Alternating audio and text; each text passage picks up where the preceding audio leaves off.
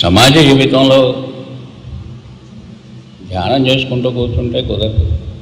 పూజ చేసినా పర్వాలేదు, కానీ సరే ఏదో ఒక 10 నిమిషాలు ధ్యానం చేస్తే సరిపోతుంది. కానీ ఈ ప్రస్థాన ధ్యానం 10 నిమిషాలు కూర్చునేది కాదు. తపస్సు చేసే వ్యక్తి కూర్చుండిపోతాడు. ఎప్పటికి లేస్తాడు? ఆయనకు కావాల్సింది లభించినప్పుడే. మధ్యలో లేస్తే బ్రేక్ అయిపోతుంది. అందుకని తపస్సు చేసే వ్యక్తి అలా కూర్చుండిపోతాడు. సంవత్సరాలే కావచ్చు, మరి ఏమైనా కావచ్చు. దేవుడు కనబడతాడా, వరం ఇస్తాడా, అది వేరే విషయం. మన కథల ప్రకారం జరుగుతున్నది అదే. అయితే ప్రస్థాన ధ్యానంలో ఆ స్థితి అక్కర్లేదు, కానీ కొంచెం ఎక్కువసేపు ధ్యానం నిష్ఠగా చేయాల్సి ఉంటుంది. ఆ విధానం తెలిసి ఆ ధ్యానం చేస్తే దాని ఫలితాలు మీకు శాశ్వతంగా ఉంటాయి. అయితే ప్రయత్నం చేయొచ్చు, అది వేరే. ఇక రెండవది,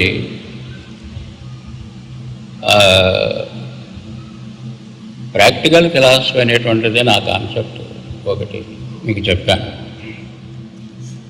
రిలీజియస్ హ్యుమానిటీ అని చెప్పేసి రెండో భాగం. రిలీజియస్ హ్యుమానిటీ మొదటిది ప్రాక్టికల్ ఫిలాసఫీ, రెండవది రిలీజియస్ హ్యుమానిటీ, మూడవది ప్రస్థాన ధ్యానం.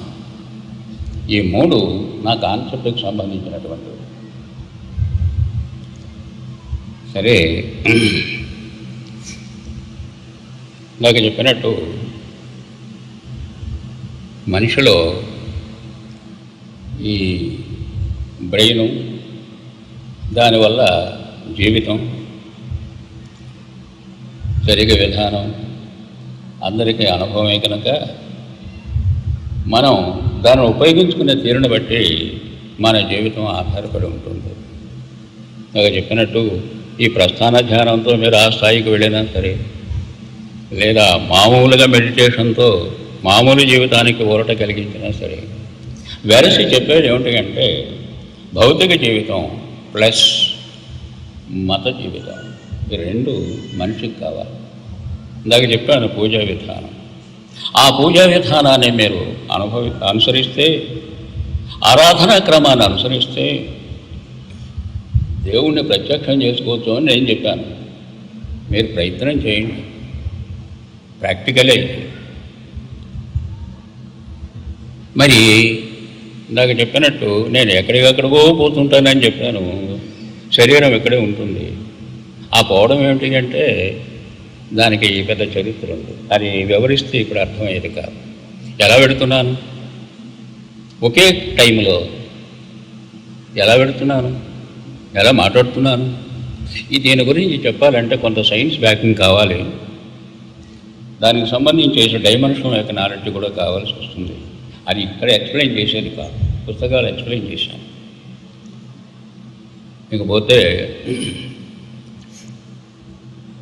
మతం, వేదాంతం, ఈ రెండు కూడా జీవితానికే అన్నారు. జీవితం లేని స్థితిలో వేదాంతం అక్కర్లేదు, మతము అక్కర్లేదు, దేవుడు అక్కర్లేదు. అంటే ఇవన్నీ కూడా జీవితానికే, జీవించినంతకాలమే. జీవితం పూర్తయిన తర్వాత ఏమేమి ఉంటాయి, వాటి కోసం ఇక్కడ ఈ జీవితాన్ని ఉపయోగించాలనేటువంటి విధానం వేరే ఉంది. దాన్ని నేను కాదనడం లేదు. అయితే మనిషిలో మానవత్వం ఉంది, మనిషిలో ఆత్మ ఉంది. ఈ రెండు వాస్తవాలే. అందరిలోనూ దేవుడు ఉన్నారంటారు. దేవుడు కాదు, దివ్యత అంశం. దేవుడు ఆకారం, ఆకారానికి పూర్వస్థితి దివ్యత, డివినిటీ. కనుక అందరిలోనూ ఉన్నటువంటిది ఆత్మరూపంలో ఆ దివ్యతే.